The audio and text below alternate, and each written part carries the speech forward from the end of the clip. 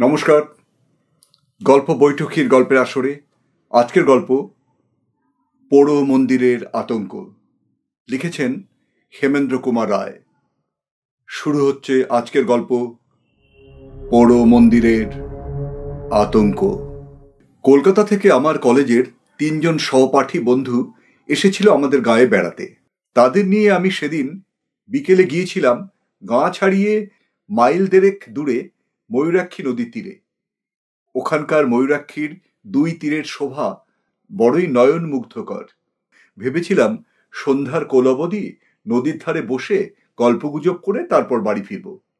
অন্ধকারে মাঠের মধ্যে আসতে পথে সাপকোপের সম্মুখীন হতে পারে সেই ভয়ে বাবার 5 সেলের টর্চটা সঙ্গে এনেছিলাম। গরমকাল, 6:30তেও তখন অনেক বেলা, প্রায় 6:30 হবে তখন। আমরা 4 জনে কবিগুরুর একটা গান নিয়ে আলোচনা করছি। আলোচনায় আমরা এতই মশগুল ছিলাম যে পশ্চিম দিক থেকে কালো মেঘ উঠে কখন যে প্রায় অর্ধেকটা আকাশ ঢেকে ফেলেছে খেয়ালই হয়নি। হঠাৎ ঝড় উঠতে খেয়াল হলো। আমরা ধর্মর করে উঠে পড়ে একরকম ছুটতে ছুটতেই বাড়ির পথে হাঁটা দিলাম।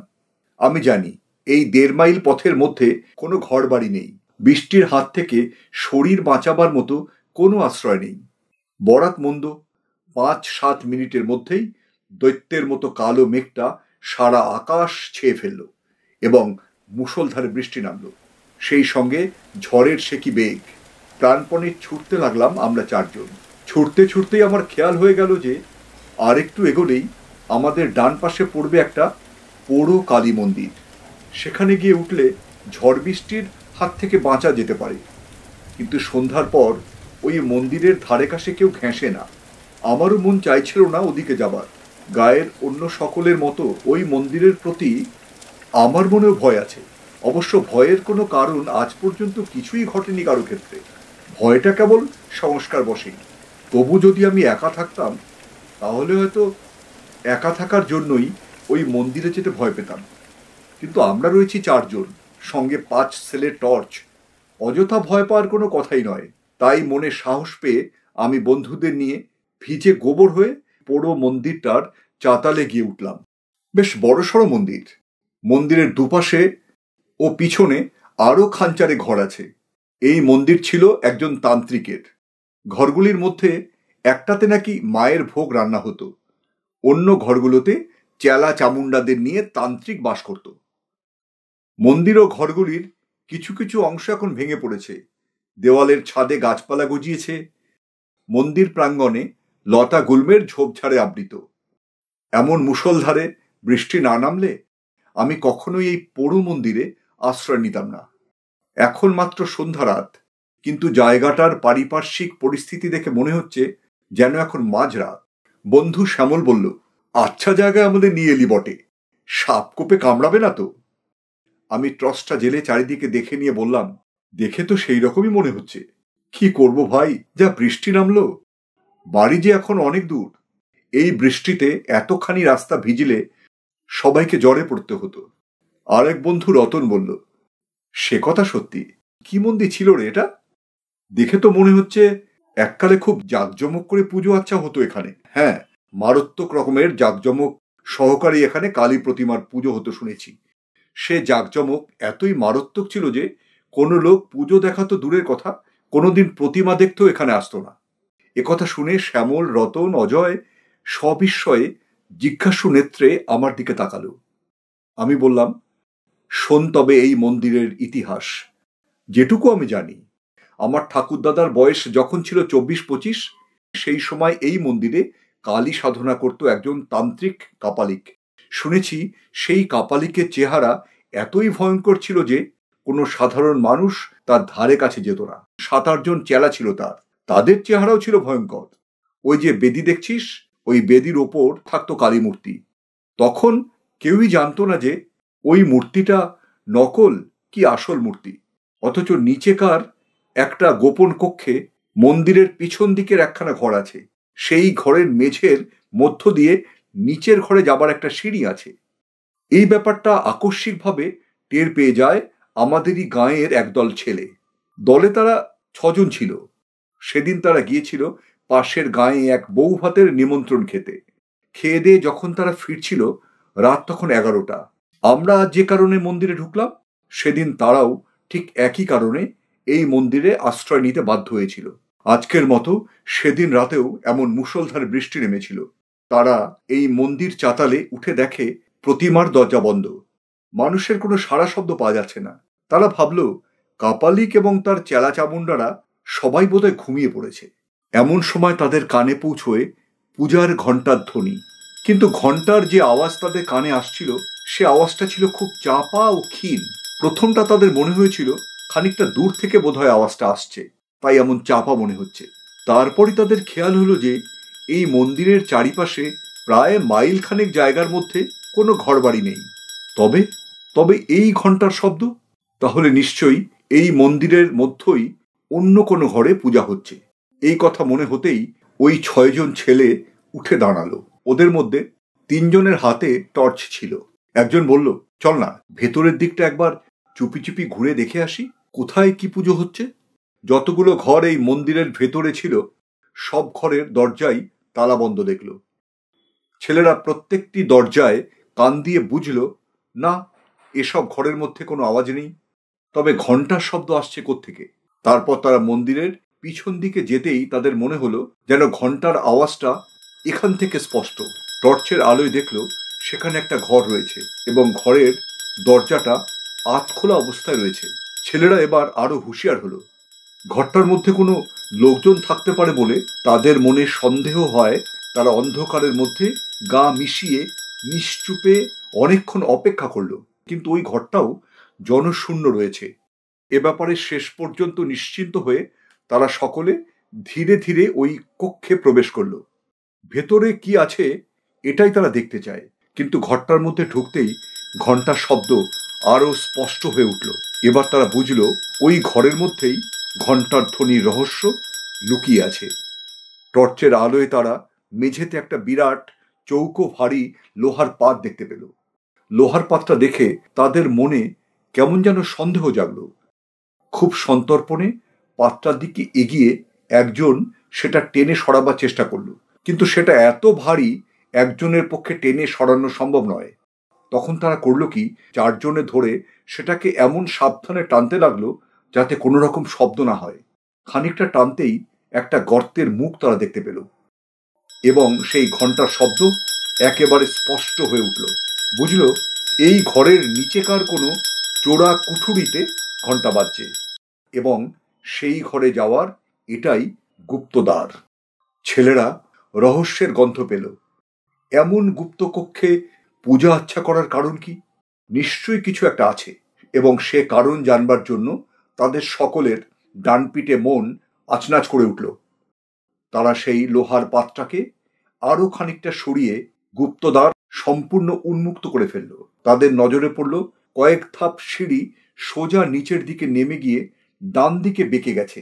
গুপ্ত কক্ষে যে আলো জ্বলছে তারই আলোয় আলোকিত হয়ে আছে সিঁড়ির বাঁকের মুখটা। ফলে সমস্ত সিঁড়িটাই মোটামুটিভাবে দেখতে পাওয়া যাচ্ছে। তারপর ছেলেরা মুহূর্তকালের জন্য একবার চুপি চুপি যুক্তি করে স্থির করে নিল যে তারা নিঃশব্দে সিঁড়ি বেয়ে খানিকটা নিচে নেমে দেখে আসবে কি ধরনের পুজো ওখানে হচ্ছে, যে পুজোর জন্য এত গোপনীয়তার প্রয়োজন।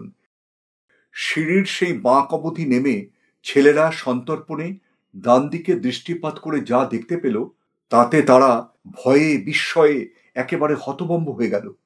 তারা দেখল দরজা জানলাবিহীন মাঝারি আকারের একখানি ঘর।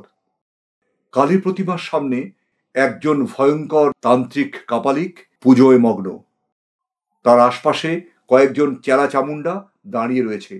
তাদের মধ্যে 2 জন একটা 10-12 বছরের বালককে ধরে আছে, আর একজনের হাতে রয়েছে একটি তীক্ষ্ণ ধার খড়গ। এছাড়া ঘরখানার একটি কোণে জড়ো করা ছিল কয়েকটি সুতীক্ষ্ণ বর্ষা, আরো গোটাচারেক খড়গ।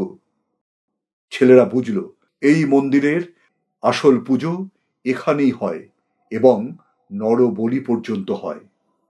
ইতিমধ্যে কাপালিক পূজা শেষ করে আসন ছেড়ে উঠে দাঁড়ালো এবং ঘাতকের দিকে ইশারায় বলির নির্দেশ দিল। ইশারা পেয়ে ঘাতক খাড়াটাকে শক্ত করে বাগিয়ে ধরল এবং চেলা দুটো বালকটিকে নিয়ে এগিয়ে গেল প্রতিমার সামনে। এর পরের অমানুষিক মর্মান্তিক দৃশ্যটি দেখবার জন্য গাঁয়ের চেয়ে ছেলেরা আর সেখানে অপেক্ষা করেনি। কোনো সুস্থ মানুষের পক্ষে এই দৃশ্য দাঁড়িয়ে দেখা সম্ভবই নয়। ওই অসহায় বালকটিকে বাঁচাবার জন্য সেই সময় ছেলেগুলোর মনে প্রচণ্ড একটা উত্তেজনা জেগে উঠেছিল বটে, কিন্তু তারা বুঝেছিল যে বাধা দিতে গেলে ওই সশস্ত্র দস্যু কাপালিকগণের হাতে তাদের মৃত্যুবরণ করতেই হবে। তাই তারা আবার চুপি চুপি উপরে উঠে এসে লোহার পাত্রা আগেকার মতোই চাপা দিয়ে রেখে গায়ে ফিরে গিয়েছিল। কিন্তু ওই হিংস্র নরঘাতক কাপালিকদের কথা তারা ভুলতে পারল না। ওই কাপালিকরা ইতিমধ্যে কত যে শিশু হত্যা, নরহত্যা করেছে তার ইয়ত্তা নেই। তবে ওই সব বলি ওরা ছেলে চুরি যাওয়ার অপবাদের জন্য আশপাশের গাঁ থেকে জোগাড় করতো না। তা যদি করত তাহলে আমাদের গায়ের মধ্যে ভীষণ একটা হইচই পড়ে যেত, কিন্তু সেই রকম কিছু শোনা যায়নি কোনোদিন। ওরা নিশ্চয়ই কোনো দূর দেশ থেকেই বলি জোগাড় করত। যাই হোক, ভবিষ্যতে আর যাতে তারা কোনো মানুষ খুন করতে না পারে, ছেলেরা তার যথাযথ প্রতিকার করবার জন্য বদ্ধপরিকর হয়ে উঠল। নির্জনে অনেকক্ষণ ধরে যুক্তি করে তারা স্থির করল যে ওই কাপালিক ও তার চেলাদের সকলকে তারা হত্যা করবে, এবং কিভাবে হত্যা করবে তারও একটা সাংঘাতিক উপায় স্থির করে ফেলল। দিন 6-7 পরেই একদিন রাত 10টা নাগাদ তারা আবার ওই মন্দিরের নিকটে এসে পৌঁছালো। তাদের সঙ্গে বড় বড় টিনের 2 টিন পেট্রোল। এসব ব্যাপার তখনও পর্যন্ত তারা গায়ের কোনো লোককেই জানায়নি। জানিয়েছিল কাপালিকদের হত্যা করবার পরে।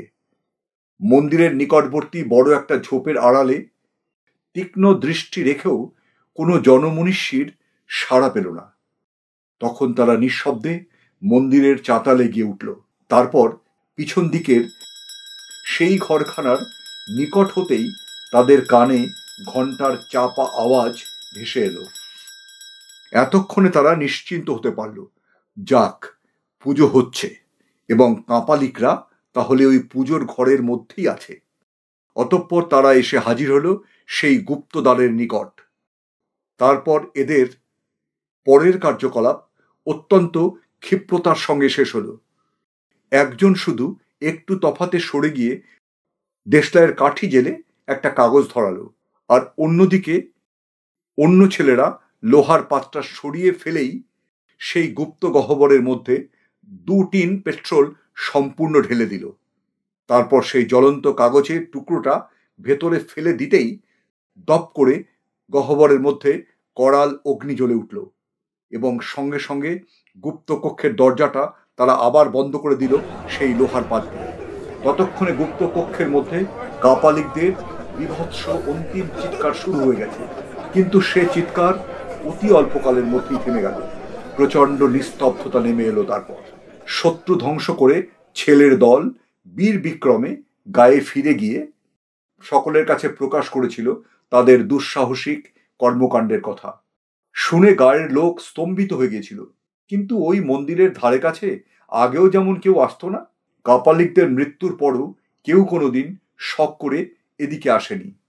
সেদিন সেই ছেলেরা যেমন এসেছিল, আমরা আজ যেমন এলাম, তেমন নিতান্ত দায়ে পড়ে হয়তো কেউ কদাচিৎ এদিকে এসে থাকতে পারে। গল্প শেষ করে আমি চুপ করতেই অজয় বলল, এমন কাণ্ড? অপর 2 বন্ধু নীরব। হঠাৎ ভয়ে আমার গা শিউরে উঠল, সর্বশরীর কুকড়ে গেল আমার। হ্যাঁ, বেশ স্পষ্ট শুনতে পাচ্ছি ঘণ্টার শব্দ, যদিও খুব চাপা, তথাপি সাংঘাতিক রকমের স্পষ্ট, যেন সেই বহুকাল আগে যেমন ছিল এখনো তেমনি। এই মন্দিরের চারিপাশে প্রায় মাইল খানেক জায়গার মধ্যে কোনো ঘরবাড়ি নেই। তবে তবে কোথা থেকে আসছে এই ঘণ্টার শব্দ? সেই গোপন কক্ষে আবার কি কোনো নতুন কাপালিক আশ্রয় নিয়েছে। মন্দিরের যা পোড়া অবস্থা তাতে নিঃসন্দেহে বলা যায় এখানে কোনো লোক বাস করে না। মন্দিরের গায়ে সর্বত্র ধুলোবালি, শুকনো পাতা, কাঠিকুটিতে ভরা, দেওয়ালের ফাটলে ফাটলে গাছপালা জন্মেছে।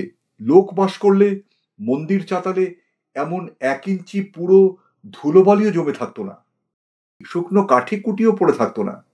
তবে এই ঘন্টার আওয়াজ আসছে কোথা থেকে? শ্যামল, অজয়, রতন এদের কানেও পৌঁছেছে ঘন্টার ধ্বনি। 2 ভ্রু কুঁচকে সন্দিগ্ধ কণ্ঠে বলল, ঘন্টার আওয়াজ আসছে না? আমি বললাম, হ্যাঁ। সেই অন্ধকারের মধ্যেও দেখতে পেলাম অপর বন্ধু জলজলে চোখে আমার মুখের দিকে তাকিয়ে আছে। অজয় হচ্ছে 1 নম্বরের ডানপিটে ছেলে, অত্যন্ত সাহসী। সে আমাকে শুধল, এ ঘন্টার আওয়াজ কোথা থেকে আসছে বলে মনে হয় তোর? আগে তো কাছাকাছি কোনো ঘরবাড়ি ছিল না শুনলাম, এখন? না, এখনো তেমন নয়। মাইল খানেকের মধ্যে ঘরবাড়ি কিছু নেই। তাহলে? ক্ষণকাল ভাবল অজয়, তারপর পুনরায় বলল, তাহলে কি আবার কেউ বা কারা এই ঘরে ঠাকুর প্রতিষ্ঠা করে পুজো করছে? অবশ্য দেখে শুনে তো মনে হচ্ছে না 20 বছরের মধ্যেও এখানে কোনো লোক বাস করেছে। যাই হোক, ব্যাপারটা না দেখে ছাড়ছি না। আওয়াজ শুনে মনে হচ্ছে ওই মন্দিরের মধ্য থেকেই আওয়াজটা আসছে। চলতো, সেই ঘরটার মধ্যে নিয়ে চলতো আমাকে। যে ঘরটায় বলছিলি লোহার পাতে ঢাকা গুপ্ত পথ আছে। বললাম, সে ঘর তো আমি জানি নে, তবে শুনেছি পিছন দিকে। দেখি চল। আমার সেদিকে যাওয়ার মোটেই ইচ্ছে ছিল না, কিন্তু পাছে শহরের বন্ধুদের কাছে আমি ভীরু কাপুরুষ প্রতিপন্ন হই, সেই ভয়েই আমাকে ওদের নিয়ে যেতে হলো। মন্দিরের পিছন দিকে পৌঁছতেই ঘন্টার আওয়াজ স্পষ্ট হলো। ভয়ে থরথরিয়ে কেঁপে উঠলাম আমি। কম্পিত গলায় বললাম, ওই ঘরেতেই ঘন্টা বাজছে, কোনো ভুল নেই। আবার কারা এলো? আমি ভীত হয়ে পড়েছি। অজয় বোধহয় টের পেয়ে বলল, কিরে বিপিন, তুই কি ভয় পাচ্ছিস? না না, ভয় পাবো কেন? তবে ভাবছি কোনো নরবলি টলি হচ্ছে না তো। অজয় বলল, দেখা যাক না কি হচ্ছে। আমি বুঝতে পারলাম রতন বা শ্যামলেরও এ ব্যাপারে উৎসাহের অভাব রয়েছে। ওরা দুজনেও কেমন যেন মিয়ে রয়েছে। আমার মতোই অবস্থা আর কি। ভীতু কাপুরুষ প্রতিপন্ন হতে চায় না বলেই নিরুত্তর এগিয়ে চলেছে। অজয় আমার কাছ থেকে আগেই টর্চটা নিয়েছিল। টর্চের আলোয় দুপাশ দেখতে দেখতে সে এগিয়ে চলছিল। যে কটা ঘর দেখলাম, কোনো ঘরেরই দরজা জানলা নেই। সব উইয়ে নষ্ট করেছে আর ভেঙে চুরে পড়েছে। সর্বত্র ধুলোবালি, নোংরা ইত্যাদিতে ভরা। এখানে কোনো লোকের যাওয়া আসা থাকলে এই পুরো ধুলোর উপর পায়ের দাগ নিশ্চয়ই থাকত। কোনো পদচিহ্ন নেই, এমনকি কোনো জন্তু জানোয়ারের পর্যন্ত নেই। শুধু আমরাই কজন সুস্পষ্ট পদচিহ্ন ফেলে এগিয়ে চলেছি। অসম্ভব, এখানে কোনো মানুষ থাকতে পারে না। কথাটা আচমকা বলল অজয়। তবে? আমি আর শ্যামল দুজনে একসঙ্গেই প্রশ্ন করলাম। অজয় বলল, তবেটা যে কি সেটাই তো জানতে যাচ্ছি। আমরা সেই ঘরের মধ্যে এসে হাজির হলাম। মুখে চোখে মাকড়সার জালের স্পর্শ পাওয়া গেল। এ ঘরে লোকের যাওয়া আসা থাকলে কি এমন মাকড়সার জাল ছড়িয়ে থাকতো? এবার উজ্জ্বল টর্চের আলোয় মেঝের দিকে তাকিয়ে দেখলাম একটা বিরাট মরচে পড়া লোহার পাত পড়ে রয়েছে। ঘরের মেঝে এবং লোহার পাতের ওপর 1 ইঞ্চি পুরো ধুলোর আস্তরণ জমে রয়েছে। এখানে ঘন্টার শব্দ আরো স্পষ্ট। একটানা ঘন্টা বেজে চলেছে। মনে হচ্ছে যেন আরতি হচ্ছে। আমরা প্রত্যেকেই উপলব্ধি করতে পারলাম যে এই ঘরের নিচের থেকেই ঘন্টার আওয়াজ আসছে। যেখানে লোকজনের কোনো অস্তিত্ব নেই সেখানে ঘন্টা বাজবে কি করে? এ কি অলৌকিক কাণ্ড! আমার গায়ের লোম খাড়া হয়ে উঠল। ভীষণ একটা বিপদের ইঙ্গিত পাচ্ছি যেন। অদ্ভুত, আশ্চর্য। অজয় নির্নিমেষ দৃষ্টিতে লোহার পাত্রার দিকে তাকাতে তাকাতে কথাটা বলল, শ্যামল বলল, স্পষ্ট বোঝা যাচ্ছে যে বহুকাল এ ঘরে কোনো মানুষের পদার্পণ হয়নি। অথচ নিচেকার ঘরে ঘন্টা বাজছে। ঘন্টাটা আপনা আপনি বাজছে না নিশ্চয়ই? মানুষেই বাজাচ্ছে তো। তবে কি করে মানুষ হাওয়ায় মিশে নিচেকার ঘরে গেছে, যার জন্য তাদের পায়ের ছাপ পড়েনি? অজয় বলল, সত্যি ভাববার কথা। এ রহস্যের কারণ জানতেই হবে।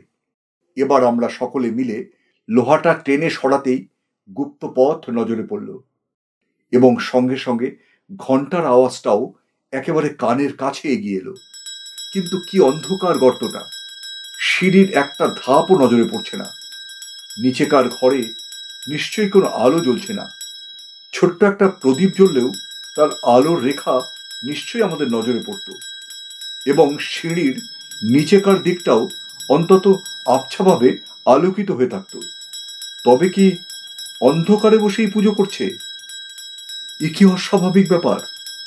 অজয় চুপি চুপি বলল, আমার পিছু পিছু আয় তোরা। খুব সাবধানে নামবি, টর্চ জ্বালবি না। কোনো রকম শব্দ টব্দ হয় না যেন। দুপাশের দেওয়াল ধরে ধরে নিঃশব্দে সিঁড়ির বাঁক পর্যন্ত নেমে দাঁড়ালাম। সঙ্গে সঙ্গে ঘন্টার আওয়াজ থেমে গেল। চোখে কিছু দেখতে পাচ্ছি না আমরা। অস্বাভাবিক অন্ধকারে আমরা চারজন যেন অন্ধ হয়ে দাঁড়িয়ে আছি। এত নিরেট অন্ধকার জীবনে কোনো দিন দেখিনি।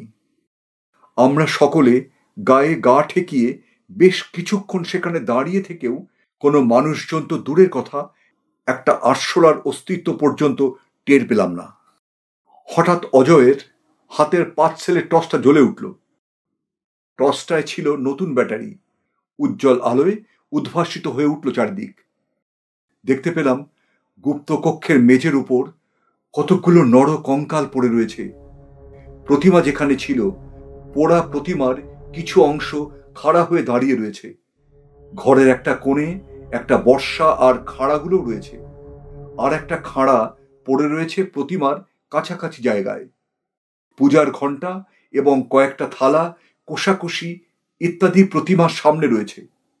এ সমস্ত জিনিস আগুনে পুড়ে এবং তার উপর ধুলোর আবরণ জমে এমন চেহারা হয়েছে যে বোঝার উপায় নেই কোনটা লোহার তৈরি, কোনটা তামার, আর কোনটা পিতলের জিনিস।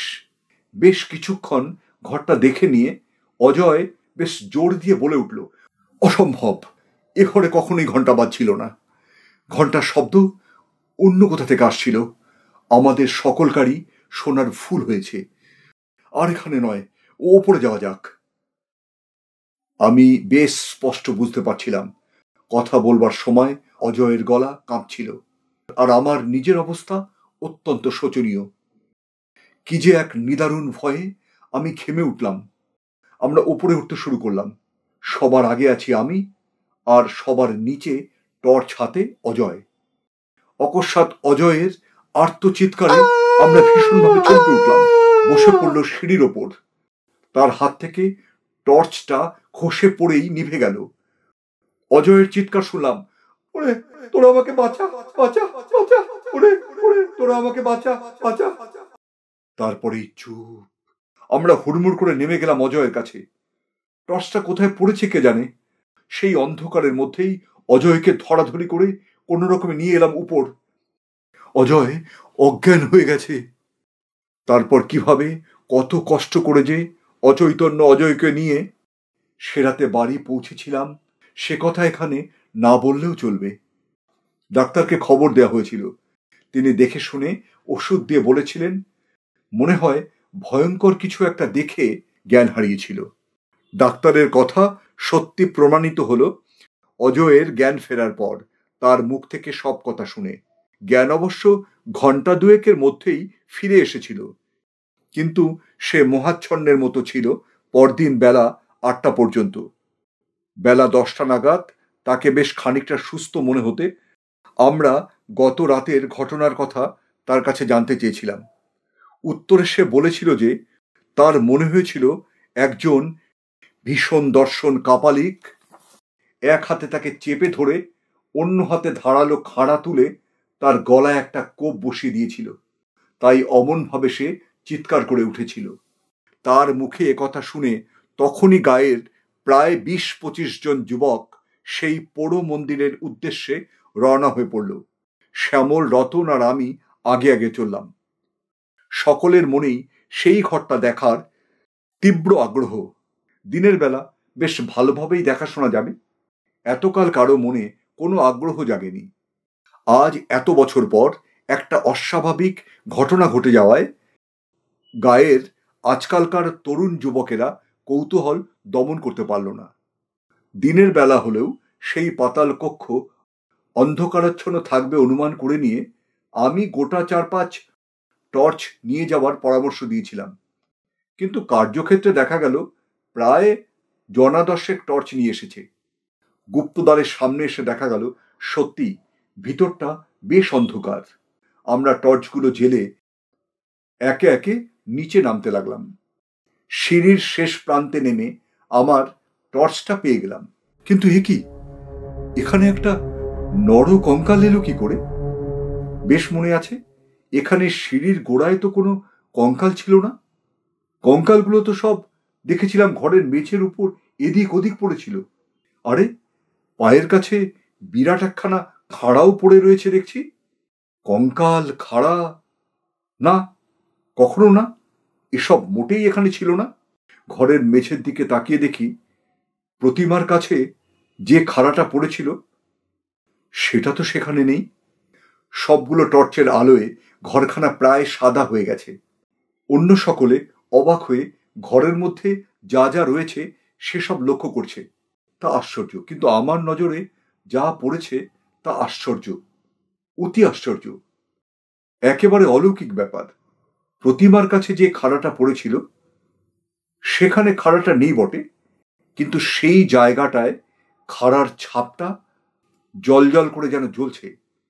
বহুকাল ধরে ঘরের মেঝে ও জিনিসপত্রের ওপর বেশ পুরো একটা ধুলোর আস্তরণ জমেছিল, কাজেই সেখান থেকে খাড়াটা উঠে আসার জন্যই অমন সুস্পষ্ট ছাপটা দেখা যাচ্ছে। আর ওখানকার ওই খাড়াটাই যে এখানে এসে পড়েছে এ বিষয়ে আমার মনে কোনো রকম সন্দেহ রইল না। শুধু খাড়াটাই নয়, ওই একই রহস্যজনক উপায়ে কঙ্কালটাও যে ঘরের মেঝে থেকে উঠে এসেছে এখানে, সে বিষয়েও আমার মনে স্থির বিশ্বাস জন্মালো। অলৌকিক কাণ্ডকারখানার মূলে কোন অলৌকিক রহস্য যে অন্তর্নিহিত রয়েছে তার মীমাংসায় পৌঁছানোর মতো বুদ্ধিবৃত্তি আমার নেই। অত লোকজনের মধ্যেও কি যেন এক দারুণ ভয়ে আমার সারা শরীর শক্ত কাঠ হয়ে গেল।